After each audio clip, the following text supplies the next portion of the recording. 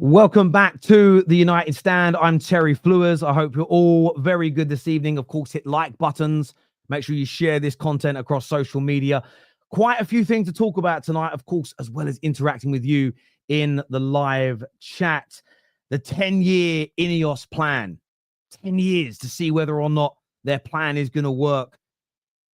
It's a really big headline today that we've got to jump into. There's a massive James Ducker article talking about all the scrimping and scraping and the cutbacks that are currently going on at Manchester United. And we want to get your take on this.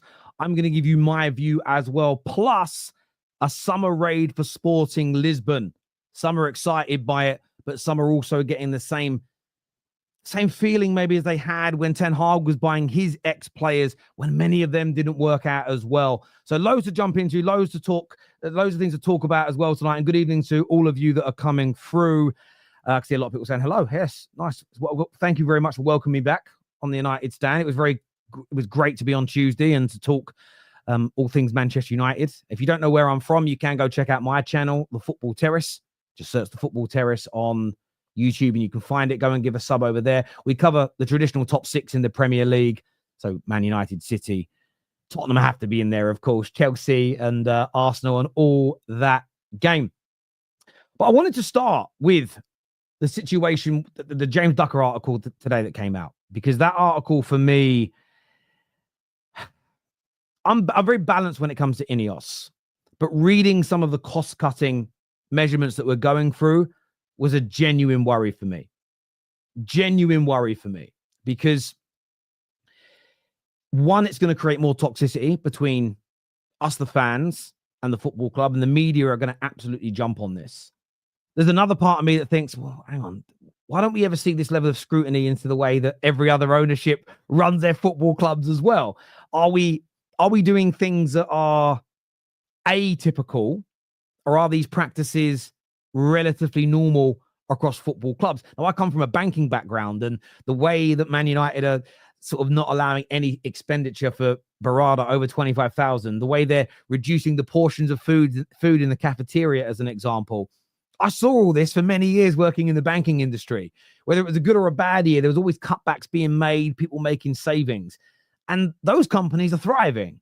So it doesn't necessarily mean that things are going to go backwards, but I get that it's a bad look. And some of the moral issues in this as well. And one of the biggest point for me, Kathy, the receptionist at Man United, who obviously we spent 50, 60 years at the club, her family getting a call a couple of days after she passed to ask what they're going to do with her season tickets.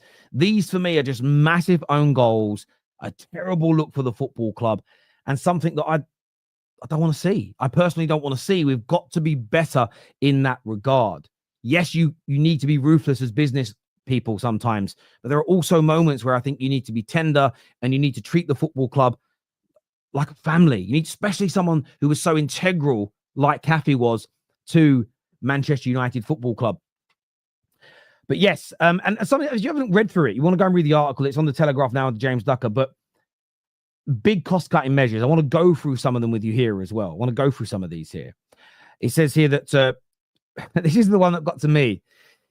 And I want to know if you think this is real as well, because some of this sounds crazy. So in the property service team, so the maintenance team, the caretakers, staff are responsible for the maintenance now have to count screws to avoid over-ordering, right? They're saying that they're scrutinizing if we order too much sellotape.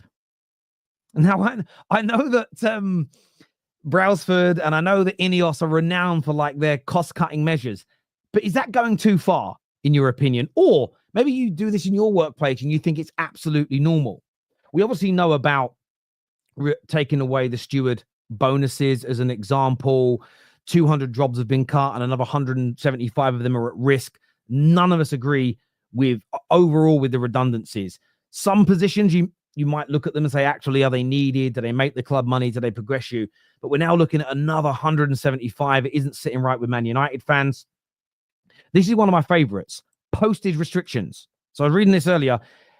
There's an envelope shortage at Man United. An envelope shortage is what they're delving into here. It really isn't a great look at all. Omar Barada, he can't approve any payments over the value of £25,000 at the football club. Company credit cards have been eliminated. And that's one that really worried me. Again, in my time in the bank, I was working in the banking industry during the crash in 2008. And that was one of the first things that went. Everybody lost their company cards. And I first joined and people were spending them very sort of fragrantly, just going out and spending. That kind of absolutely disappeared in that regard. So there's a lot of there is definitely things to worry about here. And then you move into the staff feeling frustrated, disillusioned, and fearful of more jobs. There's jokes and employees are kind of lashing out and saying, oh, are we allowed to use toilet paper when we go to the toilet? These things are worrying because if the staff are unhappy, if the staff are frustrated, how is that going to impact the rest of the team? Because I think it does. I think everybody at the club has at some point has got to be happy and feel that we're moving in the right direction. From a financial context, look, we're £1 billion in debt. That debt has got to be reduced. At the same time, the team has got to improve. But the overarching message in all of this for me, and it's a fair cop, it's an absolute fair cop for INEOS. They're making all these cost-saving measurements. They're reducing the portions in the canteens. Flossie can't order a sellotape. The caretakers count any screws. But yet they've made a 14 to 20 million pound mistake by keeping Ten Hag, hiring Dan Ashworth, and then sacking them all within a few months. This is where the pressure is now mounting on INEOS, and it should be. It absolutely should be when it comes to that. And that is the fact that they can't keep making these mistakes. I'm not happy with all the cost-cutting measures. But if they're doing it to build a better squad, to reduce the debt, to help try and get Man United back to the top, then it might be something we have to put up with. And hopefully they can rectify later on down the line. But where does this end if they keep making mistakes? If they don't back Amorim?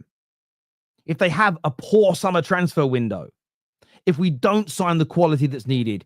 If this time next year we're sitting 15th in the league, 10th in the league, not really progressing, what are we going to do then?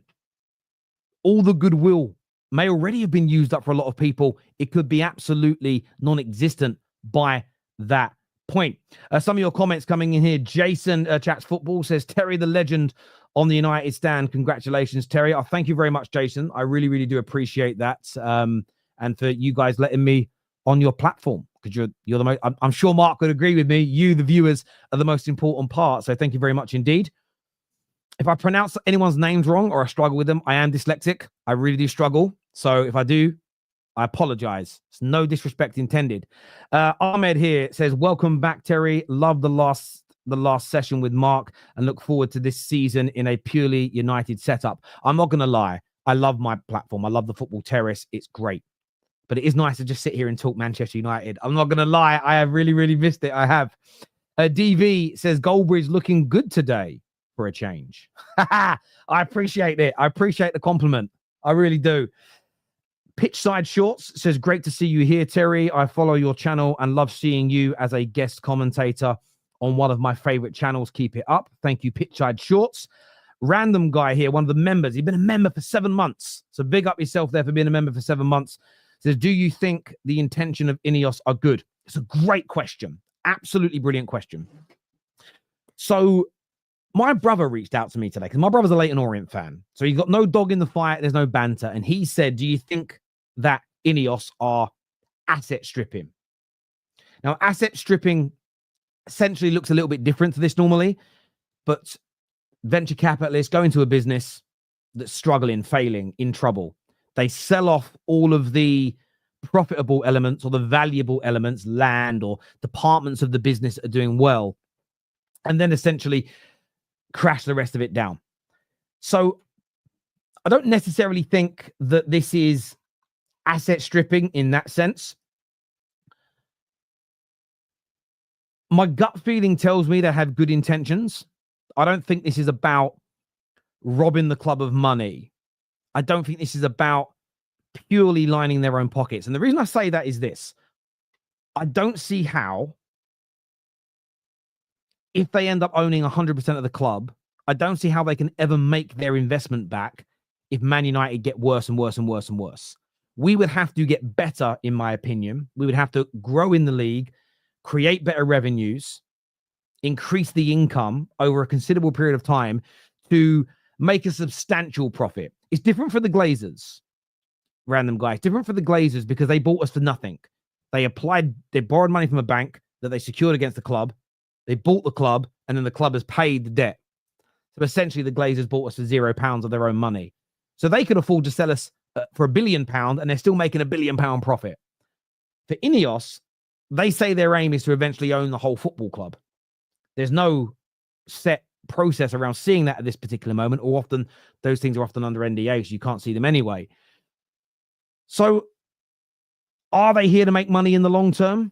Probably. I think 95% of all owners now in football, especially at the highest level of the game, there's an ideal to sell it in the future for more than they bought it for.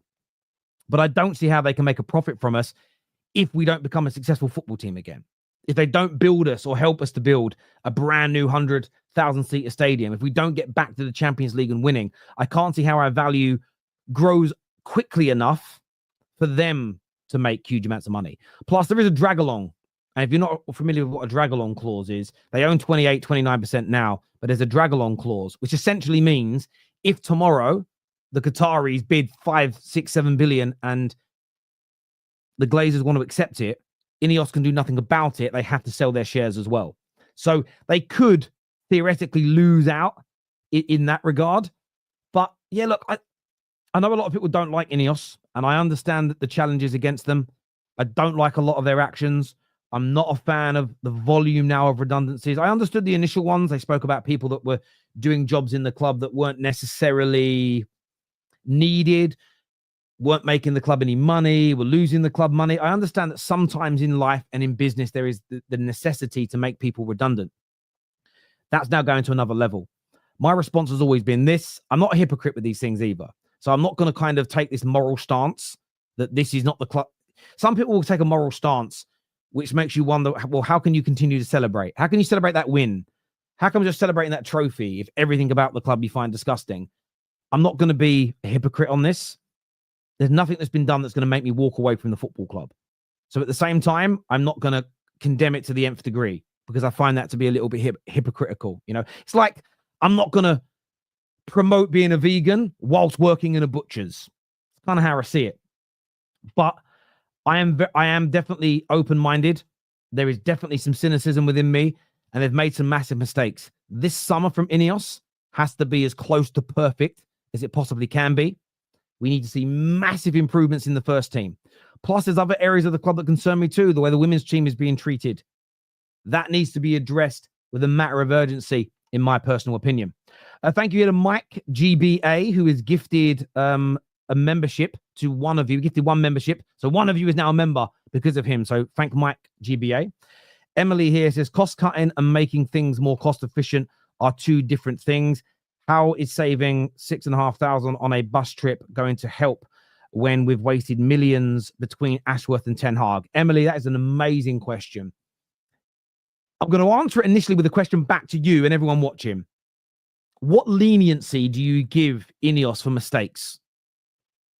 And equally, every department will have different budgets. Where I will defend them slightly, and this is maybe through my own corporate background, is every department has different budgets. When I worked in retail banking, so branches on the high street that you've all seen, the budgets were much smaller than before I ended my career in banking when I was in the private bank. The private bank made exponentially more money. Every year it made more and more money than the retail bank. Therefore, if it lost £20 million because somebody made a mistake, that wasn't deemed as bad as if £20 million was lost in the retail bank, as an example, because the volume of turnover and the profits that those departments made, although you'd never want to make a loss. So there is that side of things. But where I absolutely agree with you, if you're going to make these cutbacks, and by the way, those cutbacks have already led to our first profit in a long time in the quarter from January 2024 until the end of September 2024, we turned a profit of around £1 million. So for me, every little bit helps if you have to save money, but you have to improve the club. You can't be making these cuts, and then this is where you're spot on, Emily, and then making those mistakes consistently, and the club goes backwards. Nobody's then going to have faith in you. Whether you're like me and you're more open-minded and you're more balanced and just I haven't made my full judgment and conclusion yet on INEOS, or whether you're somebody that thinks they're 100% brilliant or you've hated them from day one, there is no defending continual mistakes whilst making cutbacks if we don't improve. So I get where you're coming from 100%, Emily. Sid T here says, I don't know him, but Sir Jim Ratcliffe sounds like a typical billionaire. Arrogant, stubborn. My way is the highest type. If someone disagrees, sack them. Not good signs. I can understand that point of view. There's no challenge I have for that because I understand exactly why you see that, Sid. I really do. Rob Away United has gifted another membership. So thank you, Rob, for gifting a membership here. Blake, not blank. Blake has gifted a membership as well. So thank you. Damien Gilbert says, I wonder if the stocks being naked shorted. If there's, I don't know. I haven't actually looked at the Man United share price for a long time. I haven't looked at it, but I'll definitely take a look. Carlo here says they are cutting the wrong costs, in my opinion. Just sell the club to someone who actually wants to own one, not just a business. I think that's a really good... Listen, I would like that. Now, if you go and watch my content on the Football Terrace, you'll have seen what I said from day one. My friend wanted the Qataris in. That was my personal preference. I wanted them in. I wanted them to buy the club. I wanted the debt to be removed. Out of everybody that was serious about buying us, I felt that was the best option, personally. I know not everybody was keen on sort of state ownership, but it's in football now.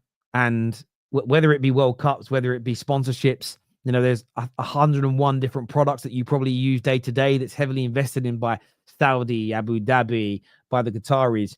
Again, it just becomes a little bit overly virtuous, sort of virtue signaling to say, oh, I'm going to step away from it all. Are you really? No. So you get on with it. That's what I wanted. That's who I wanted our owners to be.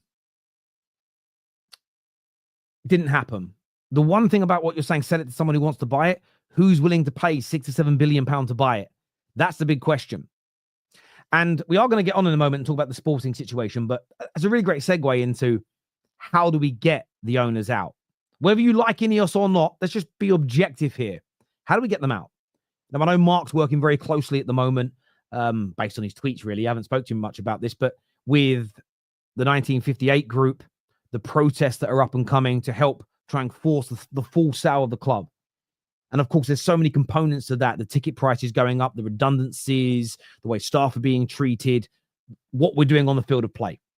And I stand by the protests. However, I think we're going to need more than the protests. If you're a believer that the Glazers only care about making money, I think we all agree on that. And certainly if you believe that INEOS are just Glazers 2.0, the only way long-term to make leeches that want your money stop is by pulling the supply away. So I've always felt that a boycott is what needs to happen. Now, I have to hold my hands up here. I was probably overly assertive or too aggressive would probably be the right phrase for it when I initially spoke about this. And I would have a go at fans that were still going to games and buying shirts and merchandise. And all that really was me being angry at the club the situation was in and lashing out. And I was wrong, not for my stance, but certainly for my approach. I think one of the conversations, and I would love to get involved with this, is to sit and talk. So what I don't think anybody should be doing is going off on their own. Oh, I'm going to do this protest here myself, or I'm going to start a boycott, or I'm going to start an online petition. I think everybody has got to try and come together and work as one. Together we are stronger. You should get some t-shirts made, Mark, if you're watching. Together we are stronger. But I do think boycotting should be on the agenda, and maybe and I'd love to get your opinions on this in the comment section. I'd love to have a conversation about how we do it and how we stage it, because I think you don't have to do a complete cold turkey on day one. I think you can stagger it as an example. So we're going to do one protest. If nothing changes, we do a second protest. If that doesn't work, we don't go to a game and we make the stadium empty, like the AC Milan fans did a few years ago. If that doesn't work, we keep protesting, but maybe we do a thing of let's now market and let's push out that no one buys the new Man United kit. The first financial boycott is going to be nobody buys a new Man United kit, or we advocate for nobody to buy it as an example, because that will certainly get Adidas knocking on the door. Are we still sponsored by Adidas? Is that a manufacturer? That's how long. I haven't bought a shirt for 5 years. I've completely boycotted the club. We'll certainly have the shirt sponsors and the manufacturers knocking on the door saying what's going on here. We see if that works, continuing the protests. If that does, and the point I'm making is I think we can keep escalating this, and eventually you do more and you do more and you do more. And I feel that if we show INEOS, if we show the Glazers that we are willing as fans to cut the snake's head off, to pull funds away, as well as protest, as well as make a lot of noise about it, I feel like there's more of a chance that you could, one, maybe lower the value of the business, which means the bids that they receive could now be acceptable. But I believe it could force their hand. And the reason I say that, and by the way, I don't think I have all the answers, and there's certainly going to be some flaws in what I think. I'm not arrogant enough to believe I know it all and I'm 100% correct. But for me, if we just protest but then go back to the stadium, if we protest and go out and buy the shirts for our kids and ourselves, if we keep buying the products of our sponsors, if we tune into MUTV, we keep retweeting Man United's accounts, we keep going on the website, we're feeding the money into the people that are leeching the money from us. So we have to do something tangible alongside the protests, in my personal opinion. So I'd love to get your take on that. I really, really would love to get your take on that. And do you think it would work? Do you think we could stage it? Do you think you might think it's ridiculous? And I'm more than open to hearing that. I'd love to hear from you, though, people. Jason Brown here says, unfortunately, football is a business and United under INEOS are crap at business. We are United. Come on. I don't know if INEOS are bad at business, though. That's the one thing I would say. I don't know if they're bad at business. I probably should do some more research into it, but they're very wealthy, so they're good at business. But it's whether or not they can turn their business acumen into creating a brilliant sports team. That's more the question for me. DV here says the Glazers still taking out loans whilst our staff become redundant is despicable. The loans have taken out, though, I think, and if I'm wrong, please educate me. I will never profess to know everything. I think those loans are taken out from banks to buy players with, though. So this happens a lot at a club. Say you've got £100 million cash reserve and you want to buy a player from Everton, and Everton say, we are only doing the deal for £30 million up front. What football clubs will often do is borrow the £30 million from a bank, pay a very small amount of interest, which is normally less than they're getting paid by their bank for holding the cash reserve. So it actually works out financially better for the club. They'll take a loan so they can amortize the payments, yet the vendor, the seller, still gets the money up front. But unless I'm wrong about that and it's debt for other areas of the business or for themselves, let's have a look. Excuse me. Alex here says, INEOS are in charge of the footballing side, so the cuts are related to their part in the club. Why is a minority shareholder in charge of finances? INEOS authority in the club isn't clear. That would be to do with a shareholder agreement. So I don't know the ins and outs of theirs, so I'm not going to try and break it down. Fortunately, I've done very well in the banking world, and I own a few businesses, and I part own an estate agency. I don't do anything day-to-day managing it because I don't know how to be an estate agent. But part of the deal when I did it is that I demanded that it's my accountants and my solicitors that go through the books, do anything legal based, and keep an eye on things. That way I'm very comfortable being a silent partner, even though I own only 23% of the organization. So these things can be done in that way.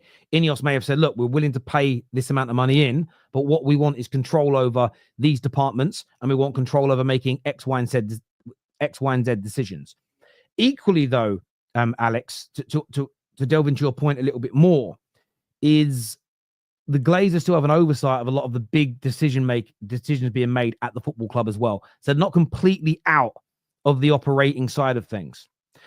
Thank you to Darren Robinson, who's become a new member of the United Stand. If I call this channel the Football Terrace a few times, sorry, it's just like muscle memory. But yeah, the United stand. Chris here says all these cutbacks are for a reason. We can't surely get worse from here. Well, Chris, this is the point. I think one of the questions when me and Mark were talking earlier before the show on messaging, and the big thing when you read the articles today that have come out and criticized the football club, the big thing was, how are we making people redundant? How are we cost cutting on sellotape? But we've made this massive mistake with Ten Hag and Dan Ashworth that's cost us £20 odd million. That is a fair challenge. I asked a question earlier on the show. Does there need to be a certain amount of mistakes they can make? Because remember, buying a player that doesn't work out is always going to be more expensive than hiring 10 everyday working members of staff. However, the football team is in the players. The footballing side is what brings in a lot more money than those individuals do. So the sort of the cost versus income ratio is much bigger as well. However, where I see you being right, Chris, is we can't be making these cuts. We can't be making these redundancies. We can't be going through this and then not improve. That is an untenable, diabolical situation. And I agree with that wholeheartedly. Sally here, Sally Red Devil has gifted 5. That's a big, massive 5 memberships out to you guys. So if you've got one of these free memberships tonight, make sure you're in the comments and you're atting the people that have gifted them and you're thanking them for making you an official member of what is the biggest football fan channel in the world. And it is, I'm not even lying. My eyes have drifted to that top corner there and seen 2 million subscribers a few times. It's the first time I've streamed in years and felt a bit nervous. Can't believe it. But I am still being me. There we go. Nearly 6,000 people watching, but let's get those likes up, people. Those likes are a little bit low tonight. Let's hit the like button. Let's get it up so that the video goes out there so we can get more opinions on what we are discussing this evening. Ray here, Ray Carl Brown, who's a member of the Football Terrace as well. So welcome over here. He says, INEOS make huge mistakes. Now it's about fixing them and making the team better, or they need to leave. Agree wholeheartedly. And this is the one thing I would say about, and we can all be fickle as fans. If next season we're playing well, we're growing in the league, we're performing well, some people will forget about all these problems. Me personally, I won't. And this is the one thing I think we should hang on to. You've made a lot of redundancies. You've cut back in certain areas. If the income starts to improve, if we start to perform better, if the debt starts being paid down, these are the things we're hoping happens. Then I want to see more people being employed. Then I want to see all of this. The only other side of it I would say is this. I'm not saying we shouldn't be scrutinized. So please don't take it that way. Do you guys remember when Sky Sports released the stats of how many minutes per game Paul Pogba walked around the pitch? Do you remember that? Because for me, when that was going on, how do I say this in the right way? I looked at it and thought, that's terrible. He's walking around the pitch for 24 minutes. And then I had this moment, almost like an epiphany, if you like. I said, well, hang on. How many other minutes per game do all the other midfielders in the Premier League walk around for? We had nothing. We had no perspective because we'd never seen that stat before. And by the way, we've never seen it again since. So I'm not suggesting that all these cuts, all these redundancies, no matter what, they're fine, no problems. But we do need to take a look and see, do other clubs that are successful and well run, do they scrutinize the spending this much? It could be, just if we look at the cost cutting here, it could be that Man United have just been hemorrhaging tens of thousands, hundreds of thousands, millions a year on wasted food, stationery that's never used, the maintenance team, having sort of lockups full of items that they've ordered and never used before. We might be acting like everybody else does. So maybe we're now acting typically rather than atypically. And that's the one thing I would like to see, not to defend Man United, not to create any type of whataboutism, but to give us full perspective on what's normal. How do the great clubs run in this era right now, the best run clubs? How do they operate? And are we doing it similar? Are we doing it the same? I'd love to understand that. And the problem we have as fans and fan channels is we just don't get the access that the mainstream media get and don't do enough of a deep dive. again, I'm not defending Man United in any capacity. I just want more education on this. I want to know more about this type of thing. I'm intrigued by it. Smoggy here, Smoggy Monster says, great to see you on the show tonight. How do you see us affording a new stadium, more loans, outsider investments, selling assets? Yes to all of them. I think the way we will do it is there will maybe be stadium sponsorship, probably stadium sponsorship. There's probably elements of land around the redevelopment that Man United own, and you might find they'll sell that. So, for instance, if we move to a slightly new site, United may sell Old Trafford as we currently know it to be demolished or redeveloped or turned into flats or something that could raise hundreds of millions. I would assume that would raise hundreds of millions of pounds due to the space of land it takes up, the building in itself, and what you could convert it into. Outside investors, absolutely, that do all sorts of things. So my brother's club, Leyton Orient, got their little new stadium built, was investors. They actually built flats on each corner of the stadium. And the guys built the flats, the company that built all the homes there, they just then pay for the stadium redevelopment as well. So these types of things happen. This will be a much bigger scale, though. So I think it will be all of these things. There'll be an element of selling some assets. There'll be some outsider investment. They may even take some more loans that will have to be paid back. However, an extra 25,000 people at games will generate a colossal amount of income for the football club as well. Plus, if the area is regenerated and there's more entertainment, bars and restaurants, you'll get more tourists there. You'll get more people, which will probably mean you can sell more stadium tours, museum tours, etc., etc. All of that will create much bigger amounts of income for the club, which is very, very important indeed. So I think that's how they'll fund it. In the morning, this is from Alex Z. He said, in the morning, Beth mentioned it wouldn't have been financially viable for INEOS to pay off the debt since they didn't fully own the club. So why do a new stadium and regeneration product be viable? So when it comes to the paying off the debt, it's what's different about it. So they can pay the debt off themselves. However, that doesn't help us on a PSR point of view. The club has to organically pay down that debt for it to not impact PSR. So that can't happen. They could also pay the debt off and not worry about the offset against PSR. But the Glazers are essentially saying, well, we're not going to give you a higher percentage of ownership. So essentially the debt would get paid off. It wouldn't help us on a PSR front. But all of the proceeds from that, the Glazers then could just take. And it doesn't mean that you would suddenly have that money and re-employ all this staff that have been made redundant. The Glazers would theoretically be able to just start taking all that newfound profit as dividends. So there isn't the guarantee that just paying the debt off means the club has more money, because the ownership structure is still the way it is.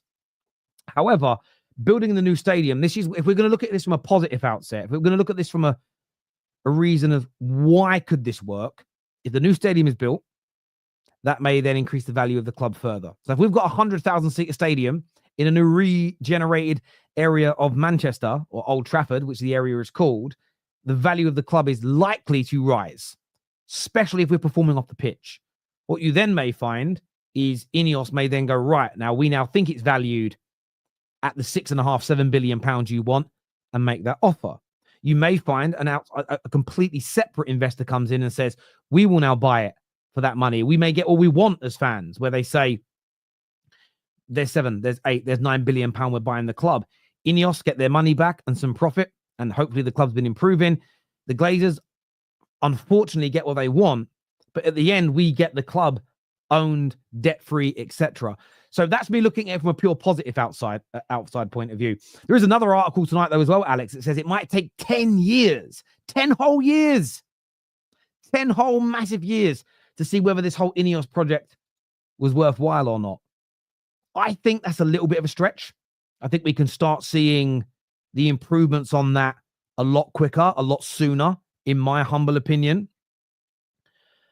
But in terms of getting the Glazers out, the stadium redevelopment, getting back to winning titles, you may not see the complete fruits of all that labor until 5 to 10 years. There is a definite possibility in that. Maybe that's why the protests, maybe that's why the potential of boycotting is such an important thing to do ahead of time. Because the good thing is the planning permission has been accepted for the redevelopment. So maybe if you could And I'm boiling this down. I'm making this really sort of simple and a bit of a reductionist approach on it. But if you could start the protest, start the park boycotts, force them out now, get a new owner in with the plans already in place. And the club's probably more valuable now with the plans in place anyway, because like your house, if you own a house and you get planning permission for an extension, the house becomes a little bit more valuable. So that could also work. This is from Hamlet Gomez. It says, great to see you here. Welcome, mate. Thank you. Let's take a drink of my water. I haven't had a sip of drink. I had a really bad foot the last couple of days. It's only now starting to heal. And I was taking these anti-inflammatories, and I can't tell you how dehydrated they made me, honestly. But I haven't looked that skinny for a while either. So pros and cons. Emily here says, we need to start communicating more and better. Different groups have to start pulling in the same direction. Emily, I couldn't agree with you more. I couldn't agree with you more on that. You're absolutely spot on in every single which way. Thank you to Gavin, who's gifted 5 United Stand memberships. Rob, Always United, has also gifted 5 memberships as well. So well done to you. And thank you. Marshall says, maybe time to get games cancelled like the Super League. Listen, I always had this thought that what we did in that Liverpool game where the game got cancelled. Now, I'm not advocating breaking into the stadium. Not myself, Terry Fleurs, or the United Stand is saying break into the stadium. No one is suggesting that. But you could just stage a protest outside the hotel the players are at. If the players can't get out the hotel, they can't start the game. You don't need to go in the stadium. If you did that 2 or 3 times, my belief is the TV companies alone, who are the biggest contributor of money into the club, would start knocking on the door of the owners and saying, you've got to sort this. You've got to get this sorted. Because if they start losing money, and they're probably the most important people in the game from a financial standpoint, that could really work. This here from Extreme Gamer. It says, if INEOS are having financial issues, how did the Premier League allow them to purchase shares? I don't think INEOS are having financial issues. They are pulling out a few of their deals with Spurs and with New Zealand. Now, you could argue that's because they're broke. And I understand why people say that. What my hope is, and this is pure hopium, is that money's coming to Man United. And I would rather them stop sponsoring other sports teams and put all their efforts into Man United. I'm selfish like that when it comes to my club. Ahmed here says, I won't give INEOS any leniency. There's been no updates on the debts as partial owners. Why should they care? Also, they need board approval for investments. Listen, if you want to give them no leniency, I'm not going to call you out for it. I'm not going to call you out for it. You're entitled to your opinion. And I think a diverse range of opinions is healthy for the club's progression anyway. Nigel here says, hi, Terry. As this is where my dyslexia kicks in. Sir Jim Ratcliffe shares have been transferred to INEOS and they are accountable for the shareholdings. I can't understand why Sir Jim why he's the face of the club. I don't know if he is the face of the club. I just think that's the media. I don't necessarily think he is the face of the football club, but INEOS are making the key footballing decisions. His appointments, his board members, they're making all the day-to-day key decisions, so they're going to get a lot of flack. But we shouldn't forget about the Glazers. You're right. Damien here says the stock was definitely listed for their ability to be able to manipulate it. It can be a cash cow through selling short. Damien, you are right. I mean, the owners have made somewhere, there's an article in The Guardian, I'd have to go back and find it, that has shown that through the sale of the A shares on the stock exchange, the buying and the selling that they've traded, especially when managers have been sacked and hired, the Glazers have made somewhere between $400 to $500 million from that. And none of it went into the football club. And that's the thing with me. I don't even mind being on the stock market. But if we were able to sell shares and then buy shares, so say we sold loads of shares and when a manager was struggling, and then we bought loads of shares when a new manager we bought them when the shares were low when we were struggling, and then we sold them when they were high, and we were able to take that money and pump it back into the club. It'd be great. I don't know how legal that is, but it would be great.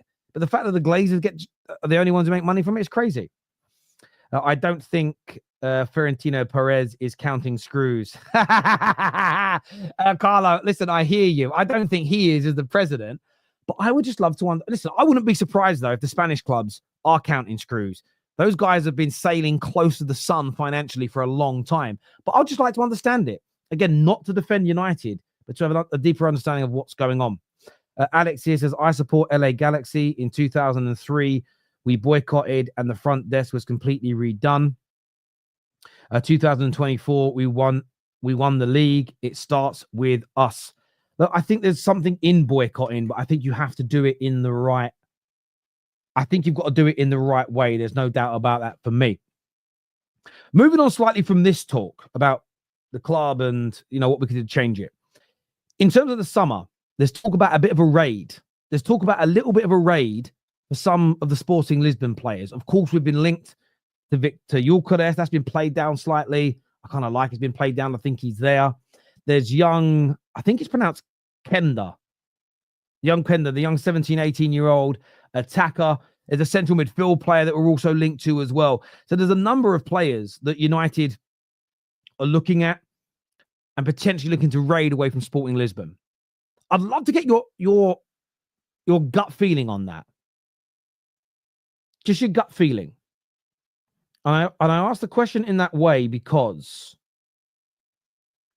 Manchester United with Ten Hag went and signed him a number of his ex-players from Ajax, and then other individuals that had been with him at Ajax before, or had played in sort of, or played under him, or played in similar systems to him. What's your gut feeling say about doing that again? Yes, it's not Sporting Lisbon, is it? It's Sporting Portugal. That's from Paulo. Do you know what it is? I'm old, right? I'm an old man. And when I grew up, it was called Sporting Lisbon. And sometimes it's hard to get out of that. It took me 10 years to say Snickers and not Marathon. I still say Opal Fruits and not Starburst. I'm an old geezer, right? I'm very old. I'm very, very old indeed. I still call it Emmerdale Farm. Emmerdale Farm. If you're not from the UK and you don't watch soaps, you're not going to get that reference.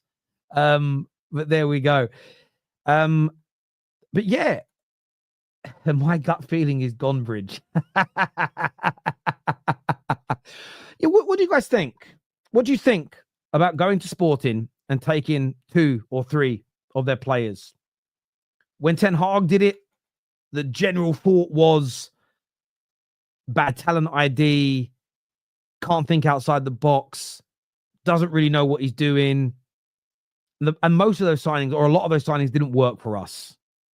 Really and truly, when you look through those signings, a lot of them didn't work, or not to the level that we wanted. Do you feel the same way about going after Sporting Lisbon players? Because I like Giovanni Kenda. I think he looks very exciting. He looks explosive. He's very young and very raw. But we need a lot more speed. We need a lot more power. We need to raise the technical floor in this squad by a massive level. I'm a huge fan of Victor Gyökeres. I love his strength. I love how he can I love it the way he holds up the ball. He's the type of player that can finish, again, old man saying here, he finishes those half chances. You youngsters, you little fledglings, you call it low XG, right? Low XG chances. I call it a half chance. He's brilliant when it comes to that. I like the idea of going and taking a few players away from Sporting. And I tell you why I think it's different. And it's the same reason why I wanted Ten Hag to be sacked in the end. Man United are trying to implement Amorim style. Now, anyone who's watched my content before knows I don't just want to build it for Amorim and then when Amorim leaves, build something new again. I think that's the road to ruin in the modern day game. Clubs need to have an overarching philosophy that lives on beyond individual managers, head coaches, whatever we want to call them. The difference was with Ten Hag, and we only found this out a year later, is that he was never trying to implement the style of football that he had coached at Ajax and all the other clubs that he was a manager and coach at. He came in and did something different. We essentially hired a master carpenter to build us a beautiful, we've seen his portfolio. He builds these beautiful wooden staircases that look amazing. We're bringing him in to do the stairs. Terry, where's a carpenter? Yeah, I've got him out the back doing the gardening and the landscaping. Doesn't work. You're not going to get the best out of him. So for me, I've seen a lot of people online today call this out. No, just don't make the same mistakes again. I don't think it is. The mistake wasn't buying Ajax players, ex-Ten Hag players. The mistake wasn't essentially forcing Ten Hag to play his brand of football, to completely coach that into the team. That for me is what's very, very, very important indeed. That for me is hugely important. So, listen, the first player we've signed for him has nothing to do and no connections to him. But I'm not adverse to signing a few of those young gems and potentially a striker with the potency, the conversion rate, the ability of a Victor Gyökeres. But I'd love to get your takes on that in the comment section below right now. Greg here says, Amorim is playing his style. Ten Hag didn't. You're spot on, Greg. I couldn't agree with you more, mate. I think you're absolutely bang on the money. Excuse the pun. Sporting wouldn't be Sporting wouldn't be top 10, I think you mean, in the Premier League, taking mediocrity at inflated prices. They would be top 10. If Amorim Sporting played in England, they'd be top 10. This was a team that was doing very well in the Champions League. Very, very well indeed. And where I take your point on board is if Sporting had the finances, the money in the pool, would they have gone for better individuals that could play in their system? Yes. But I also think they have 3 or 4 players in their side that in the right system with the right coach could be absolute stars. So I slightly disagree with you there, but excellent point nevertheless. Terry, Ten Hag changed how he played at United, whereas Amorim is sticking to his guns. So getting the same of his old players is a must. Yeah, David, one of the members here. I agree with you. I agree with you, David, on that. I really, really do. Footy Judge Mo in the house. How you doing, mate? He says, my man Terry hosting the United stand. I appreciate you coming along, Mo, and watching. It means a great deal to me, my friend. It really, really does. Michael here says, what are your thoughts about undertaking a 3-year rebuild for a manager who has only got a 2-year contract? Well, a 2.5-year contract. Yeah, I'm fine with it to a degree. But there's a lot of unknowns, so it's hard to give a complete opinion here. And the reason I say that is because if the club are building this right, the club project should outlive Amorim. And what I mean by that is you've seen it with Slot and Jurgen. Slot has taken over. There's not a massive change in style. The manager has said it himself. They didn't need loads of new players. There's been some subtle differences and a new voice. But essentially, the club plan continues. I keep hearing, what phase is Slot in? If we're going to do phases, I don't know. It's probably like phase 15, 16 by now because FSG's rebuild started 12, 13 years ago with Brendan Rodgers. And they continue to build the squad. They lost players along the way, but they continue to build the squad. And they've changed managers and they've continued to grow. And that's what we need to do. So I'm not worried that the manager had a 2.5-year contract because hopefully by the time that looks like we want to renew it, the squad should be coming, if we're doing a good job. So let's live in that world for a moment. The squad should be coming together. We should be improving. We should know if it's working or not. Then we can assess whether the head coach is the right person to continue the club rebuild. If he is, you extend by a few years. That's the way I would operate and do this personally. Sam here, one of our members, says, would usually save my membership chats for Mark, but you're doing a stellar job, good sir. Thank you, Sam. I appreciate that. And I know you guys don't get a lot of the membership chats because they just come out once a month, but I appreciate you using that here with myself. George here, George G says, let's go, Terry. Great to see you on the United stand. Quality host. Thank you very much, my friend. I appreciate that. This here from Anders says, Kenda and Gyökeres would be nice, but we're skint. I still think we'll spend money in the summer, right? So, and by the way, this is where I will defend INEOS. I want us to plead poverty every day. I want us to plead poverty every step of the way. I'll tell you why. One of the biggest mistakes this club made was when Woodward opened his mouth and said, we can do things in the transfer market that nobody else can.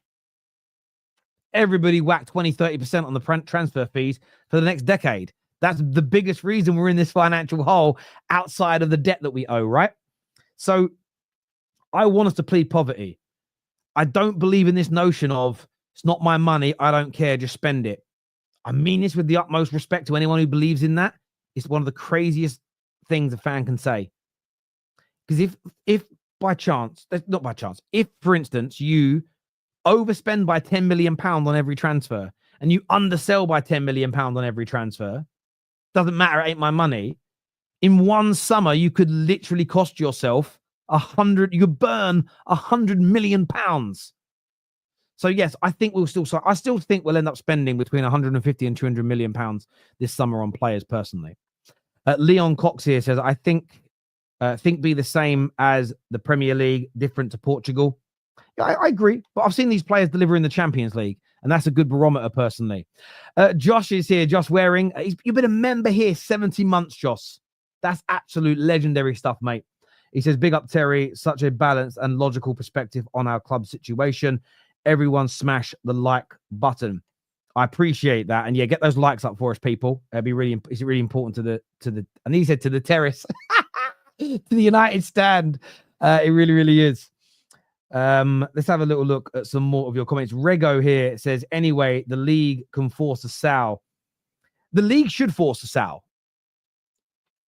As soon as FIFA and UEFA made it illegal by their laws, not criminally, but within the laws of the game, illegal to buy a football club the way the Glazers purchased Manchester United, they should have forced them out. Now, I don't know how legally binding that is, right? But I'm just talking here from a pure fan perspective. If you're now saying how they bought it's illegal, something should be done. Something should be done. You know, give them a 5-year period. You've got to find a buyer within 5 years. I don't know. Maybe the government gets involved and says, well, it's against the rules of the game. You're bad for the club. You're bad for the sport. You would never pass fit and proper persons now. Therefore, find a buyer in this amount of time. I'd love to see stuff like that. I would love to. I'm not massive about government intervention, but I would like to see the government protect the clubs more. And the reason I say that is, and I know a lot of people are watching from around the world, and for me, I'm not a gatekeeper of football. Everybody's welcome. Everybody is welcome to enjoy this beautiful game. And I love the fact that Man United have fans all around the world. And so much of that started many, many years ago with the Busby Babes. And that's a beautiful thing. But more protection for these clubs needs to come in. And the biggest reason I say that is because these clubs were all built, all of our clubs in England, by and large, were built by the working class communities that surrounded them. And that element of the game should always be protected. It's why I care so much about the pyramid and the lower levels. It's why I think that more should be done to support clubs at that level. They shouldn't be hung out to dry, because it isn't just the club and the fans that support them. It's all the local businesses and communities that rely upon those football clubs. And it's such an important fabric. It's, for me, being English, being British, and I'm sure that there are Spaniards and Italians and French people and Brazilians that feel the same as me. So I'm not saying it's unique. I'm just giving you my perspective. Football is, for me, the greatest part of the culture of this country. That's why I sometimes feel government intervention should be key. And I know it's a private entity and you don't kind of want that, but there's something about it where I wish they could. There must be a way of getting involved. I don't know. I'm not a politician. I own a few businesses, but they're small businesses. I'm not an expert like that. But I just wish they would do more to protect them, by and large, across the board. Abramovich was forced out. There must be a way. Well, that's because, yeah, we're not going to go into it on the United stand, but that's due to financial sanctions that were placed upon him for his connections. What a pleasant surprise to see you around, Terry. Thank you. That's from Juan. Thank you very much. Juan Jimenez. Thank you very much. Wait, is it Jimenez or Jimenez? Thank you very, very much for tuning in and watching and saying very nice things. I really do appreciate that a lot. It's nearly an hour already. Nearly an hour of streaming already, which is amazing. I've got to open my phone as well so I can see. Bear with me a second. Just checking something. Sweet. That's all working good. I would like to check that my connection's okay. Pleading poverty only works if you're going for players no one else wants. That's from DRS. That's a great point. It's a great challenge to what I said. And absolutely, there are going to be certain players where you can plead poverty, you can negotiate hard, but if multiple teams are bidding, there's nothing you can do. I absolutely agree. How you can stop this, though, is by getting a player to commit to you. So Bruno Fernandes did this when he joined all those years ago. It got to a point where Spurs and Liverpool, Barcelona and others were chasing him, but he essentially told his agent, just tell those clubs, no, I only want Man United. That helped us negotiate a decent deal. I think our current negotiators would get a better deal than what the Woodwards of this world did. But essentially, that's the way you kind of counteract that, is getting the player to commit. And with some of those sporting players, I think the influence of Ruben is enough. Plus, I'm going to say it. I think I'm in a safe space to say this. We are Man United, and I still think, even 15th in the league, I still think we're one of the most attractive clubs in the world to come to. I really do. Rivals will hate that. I know that Judge Mo watching is going to hate that, but I do think it's the truth. Rob says, nice work, Terry. Is Mark going to be on TFT?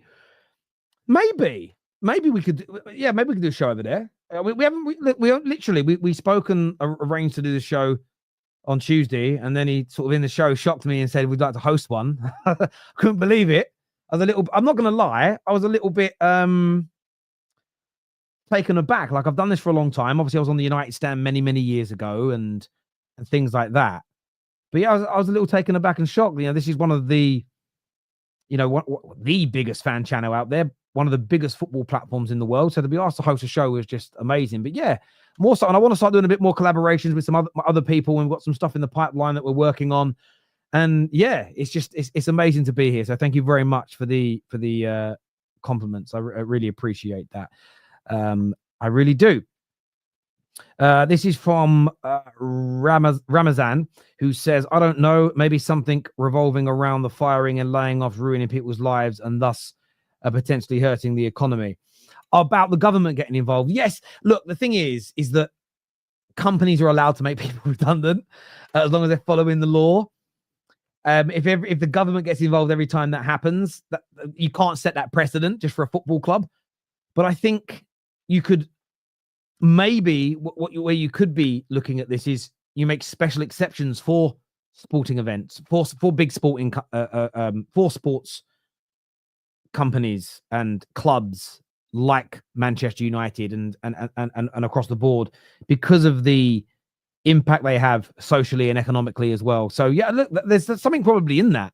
There's something probably in that could be explored more, and maybe in terms of conversations with the groups that are coming together to protest, maybe part of that is getting local government officials, MPs, mayors involved to have these conversations to see, could you raise a conversation about it? But I think what you've got to do is make it more than Man United.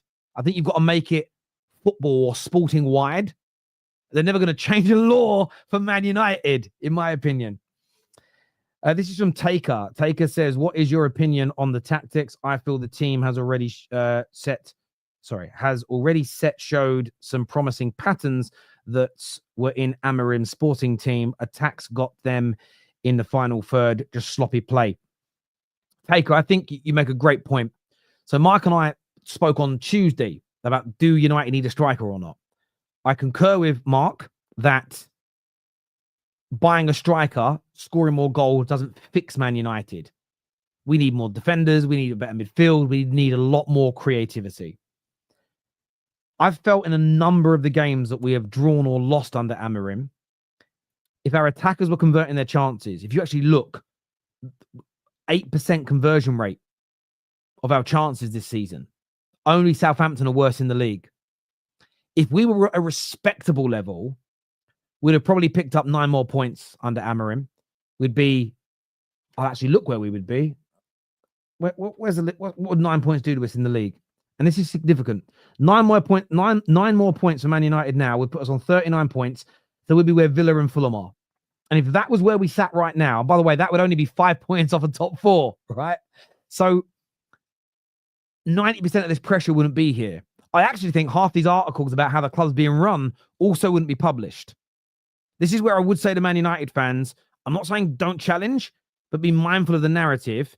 Most of these stories come out when United do badly, when we lose games, when we win, when we drew with Liverpool, when we beat City, when we knocked out Arsenal. It was 2 or 3 days of positivity. So we've got to be very mindful of that as well as Man United fans.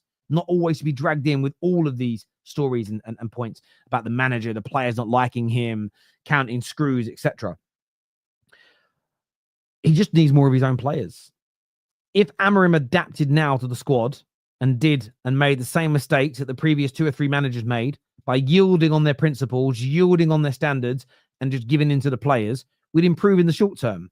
But as Amorim said in his first ever interview, we can adapt and be okay for another year and then fail again, or we can go through some pain and some suffering for 6 months, a year, but after that, you will see the fruits of this labor. I'm not guaranteeing that Amorim's going to get it right. All I'm saying is I'd rather give it a chance.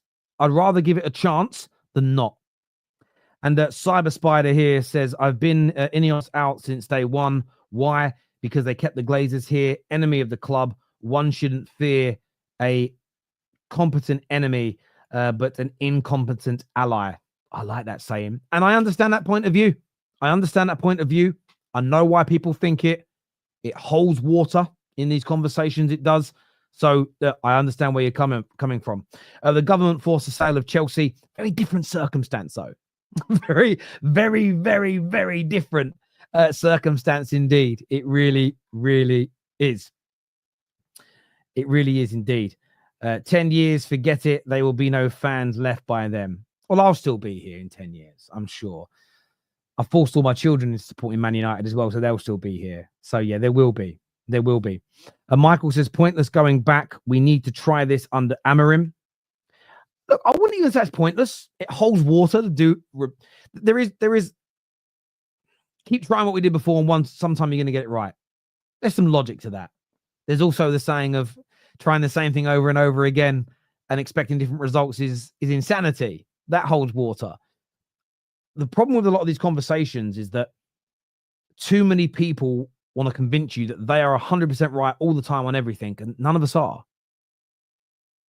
We're fans talking about stuff that we have a limited amount of information about, especially what's going to happen, because we're not in-house. So for me, the reason why I'm back in Amorim is because none of us know what the future holds. But what I can look at is the failings of the last 5 to 6 managers, the way they were made to adapt, the way they didn't have control or power over the squad, the way in which they didn't implement their style, the way in which we cut the project short 6 months, a year, 2 years early each time, then started completely new ones going in another direction, creating this Frankenstein squad. That is factual and tangible. So that's why I'm working off the basis that I am. I'm not saying you're wrong if you see it differently. I'm just basing it on not wanting to try the same thing again and again and again and again. So who are you guys telling to read the room? I don't know. That Prem trophy in the background is looking like a pipe dream. Yeah, and unfortunately, it's got the City colours on it as well. I know. It's nice, though. It's a proper trophy. It's really, really good. It's really, really good. Although I think my camera's gone a bit off skewer because my background looks like it's off. My camera must have slipped slightly. It looks like my wall has been built by Stevie Wonder. But yeah, we've got the FA Cup, which United won last year, which is great. And we've got the Euros. We took that to Germany, and I had the England colours ready to put on it, and then we didn't win. That was a gutting last night. It really, really was. It really, really was indeed. David here says, if we get rid of Amorim, we will end up with Southgate. Then we'll be finished. Oh, can you imagine Southgate? Well said, Terry. March to April results crucial. Huge matches which could decide possible relegation in Europe. You know, I don't think Andrew will get relegated. I don't think that will happen. Ipswich currently on 17 points, but Southampton are gone. 17 points. So what it would take, it would mean Ipswich and Leicester would have to get between now and then, they would have to accumulate 12, maybe their goal difference is worth. They'd have to accumulate 13 more points than us in the next 13 games. I don't think it'll happen. I don't think, even at our current run rate, that won't happen, if that makes sense. So we'll be all right. Doesn't mean I'm accepting of it, by the way. But no, I don't think we'll get relegated. And yeah, what we really need, if we could just win 2 games back to back, I think what that would do for the confidence of these players. Garnacho the other night, if he just puts a couple of those chances away and gets on a bit of a run, that's all we need is a couple of attackers to get into a little bit of form. Having said that, I actually didn't mind Xerxes and Højlund together the other day, based on what we've got available. Give that another go. The one thing I would question Amorim about is you try something, it looks all right, but we haven't seen. Do you remember when, I know he's out injured now, Ahmad, but we saw Eriksen played in the 10 role. For probably the first time since he's been at the club, he went in the 10 role. It looked really good. We haven't seen it again since. And there's a few things I'd like to see tried a couple more times to see if we can create some good relationships, as it were. Cool. Big Tez, yes, that's me. Thank you very much. Southgate coming soon is what A7K says here. Turned on this show. Sorry, I turned this show on at it's straight to talking about Ipswich and Leicester relegation talks. Well, that's not been the whole show, but that's when you've turned up. It's not my. Where have you been? Where have you been, Zach? Zach Bird. Where have you been for the last hour or so? Where have you been? Date Mike says, is that an offer? Date Mike, it's a great name. Says, is this a new show host? Well, I'm here today. I'm doing it today, like a guest appearance, I suppose, like Saturday Night Live with less talent, something like that. I don't know what the future holds. Big up Terry, great show. That is from JG Entertainments. JG Entertainments. That reminds me of what was the company they launched in Step Brothers? Something Worldwide. I like it. You guys are a good bunch. I like this community. This community's sweet. I like it.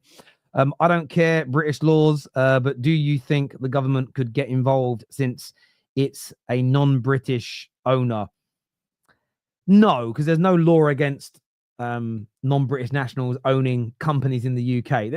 Look, I don't think it's a law thing they can get involved. They'd probably have to create something which requires maybe what they could potentially create. And I'm spitballing here is you've got the fit and proper persons tests. Maybe you make that more government based. And then what you say is that every owner has to go through it every 5 years, because you could have an owner that today passes those tests, but maybe through his business activities, something he does in his private life, he then doesn't fit it. Maybe that's the way forward. Maybe. That's it. Prestige Worldwide. That's a great film. Absolutely great film. That is indeed. It really, really is. I'm getting messages from my family now going, are you feeling better? I messaged them yesterday saying I weren't feeling very well. It's only now they messaged me back. Great family I've got. Love it. Absolutely love it. Right, let's have a look at some more of your comments that are coming through here. Thank you, Rob. Appreciate you, mate. Emery, why don't we drain the INEOS and Glazers whilst they drain the club by not going to home games? Look, I think that's a really good option. It's a really, really good option. So, yeah, I wouldn't mind a little bit of that. Look, I want to thank everybody that has tuned in. It means a great deal to me that you've all come and watched this show tonight. And maybe I'll be back soon. Oh, we have another super chat that's come in. Let's hold up on the goodbyes because the super chat's come in. He says, remember Sir Alex Ferguson and Charlton were in with the Glazers. If you think that anyone actually connected to the club cares about the fans, and you are mad. Look, I understand that point of view, but I also look at it from this perspective. Sometimes you need certain people I want on the inside of the tent spitting out and not the outside of the tent spitting in. So I wouldn't necessarily say they don't care, but they're the owners. Maybe you need people in there that can influence them as best as possible to do the best things possible. Imagine you just let Glazers and all their people just make every decision and you had no one in there influencing them. Could be even worse. But look, I want to thank everyone who's tuned in to the show. Make sure you leave your comments below afterwards and make sure you subscribe. I'm sure Mark won't mind a little cheeky punt here, but go and check out my channel as well, The Football Terrace. So just search The Football Terrace. That's our little logo. You can see it there on my mic. Go and give us a little subscribe as well. That'd be very, very kind if you could do that. We cover all things top six in the Premier League, Champions League, a little bit of international sports, football as well. So go and follow us over there on The Football Terrace. Until next time, I think that someone's going to end this stream for me. So until next time, take care. Goodbye. God bless. And I'll see you all again soon. Peace.